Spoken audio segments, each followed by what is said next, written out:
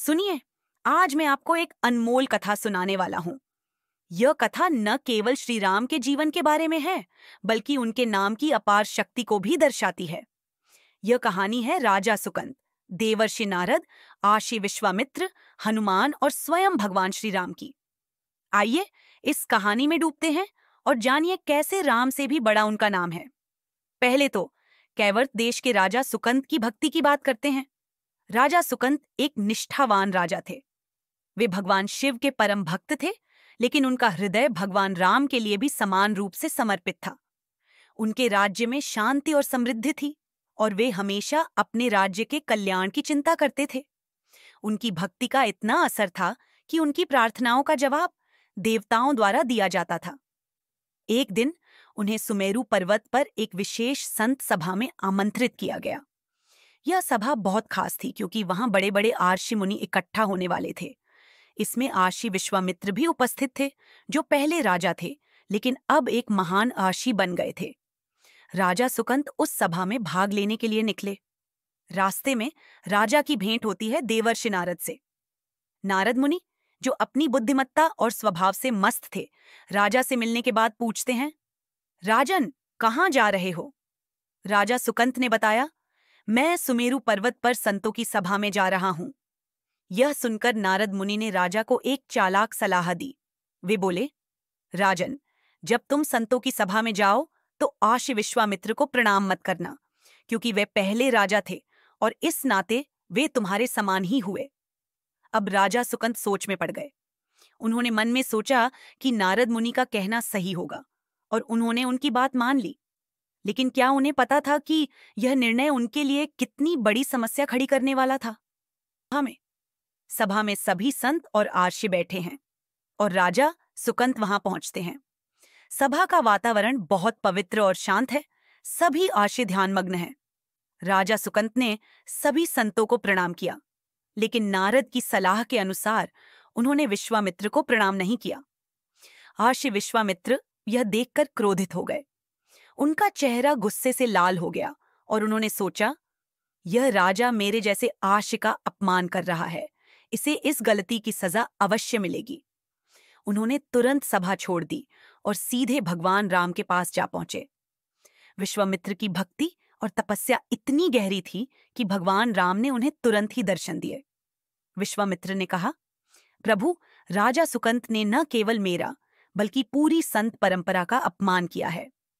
भगवान राम, जो हमेशा धर्म और सम्मान का पालन करते थे, बोले, गुरुवर, जिसने आपका अपमान किया है उसे मैं अवश्य दंड दूंगा। यह मेरी प्रतिज्ञा है। इधर राजा सुकंद को जब राम की प्रतिज्ञा का समाचार मिला तो उनके होश उड़ गए। उन्हें अपनी गलती का एहसास हुआ, लेकिन अब बहुत देर हो चुकी थी। वे भयभीत होकर देवर्षि नारद के पास भागे। नारद मुनि ने शांत स्वर में कहा, राजन, अब तुम माता अंजनी की शरण में जाओ। यदि वे तुम्हारी रक्षा का वचन दे दें तो तुम्हें कोई भी नुकसान नहीं पहुंचा सकेगा। राजा सुकंद ने नारद मुनि की बात मानी और माता अंजनी की शरण में पहुंच गए। उन्होंने माता से अपनी रक्षा की प्रार्थना की। माता अंजनी ने राजा सुकंद की विनती सुनकर कहा, तुम चिंता मत करो, मैं तुम्हारी रक्षा का वचन देती हूं। सायंकाल जब हनुमान माता अंजनी के पास आए तो उन्होंने उन्हें सारी बात बताई और कहा, हनुमान, मैंने राजा सुकंद की रक्षा का वचन दिया है। अब यह तुम्हारा कार्य है कि तुम उनकी रक्षा करो। हनुमान ने माता अंजनी के चरणों में सिर झुकाते हुए कहा, माता, मुझे श्री राम के चरणों की सौगंध है, मैं राजा सुकंद की रक्षा करूंगा। हनुमान राजा सुकंद को एक पर्वत पर ले गए और राम नाम के मंत्र के घेरे में उन्हें बैठा दिया। उन्होंने कहा, तुम राम नाम का जप करो, यह नाम तुम्हारी ढाल बनेगा। अब भगवान राम सुकंद को दंड देने के लिए पर्वत पर पहुंचे। उनके चेहरे पर गंभीरता थी क्योंकि उन्हें अपनी प्रतिज्ञा पूरी करनी थी। भगवान राम ने अपनी धनुष से बाण चलाया, लेकिन वह बाण राम नाम के घेरे को भेद नहीं सका। भगवान राम ने कई बाण चलाए, लेकिन हर बाण राम नाम के आगे निष्फल हो गया। राम की आंखों में एक अनजानी शांति थी, जैसे उन्हें पता था कि कुछ अनहोनी होने वाली है। यह दृश्य देखकर लक्ष्मण का धैर्य टूट गया। उन्हें लगा कि यह सब हनुमान के कारण हो रहा है।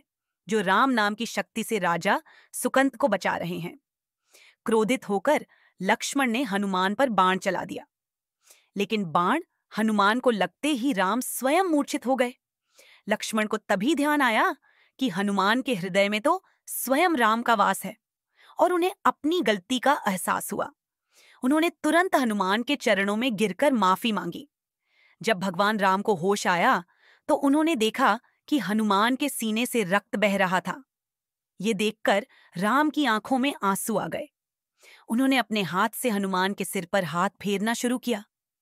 हनुमान का समर्पण और बलिदान देखकर राम भाव विभोर हो गए।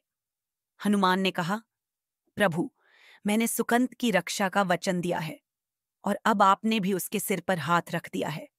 अब उसका जीवन आपके हाथों में है। भगवान राम ने मुस्कुराते हुए कहा, हनुमान, जो तुम्हारी शरण में आ गया है उसकी रक्षा मुझे करनी ही पड़ेगी। उसी समय आश्य विश्वामित्र भी वहां पहुंच गए। राजा सुकंत ने उनसे अपने दुर्व्यवहार के लिए क्षमा मांगी। विश्वामित्र ने राजा को क्षमा कर दिया। तभी देवर्षि नारद भी प्रकट हुए। उन्होंने हाथ जोड़कर भगवान राम से कहा, प्रभु, यह सब मेरे कारण हुआ है। मेरे कहने पर ही राजा सुकंत ने आश्य का अपमान किया था। नारद ने आगे कहा, आज यह सिद्ध हो गया कि प्रभु से बड़ा प्रभु का नाम है। राम नाम की महिमा अनंत है और जो इसका सच्चे हृदय से जप करता है उसे कोई भी संकट छू नहीं सकता। इस प्रकार यह कहानी हमें सिखाती है कि भक्ति में भगवान से भी बड़ा उनका नाम होता है। जो भक्त राम नाम की शरण में आ जाता है वह हर संकट से पार हो सकता है।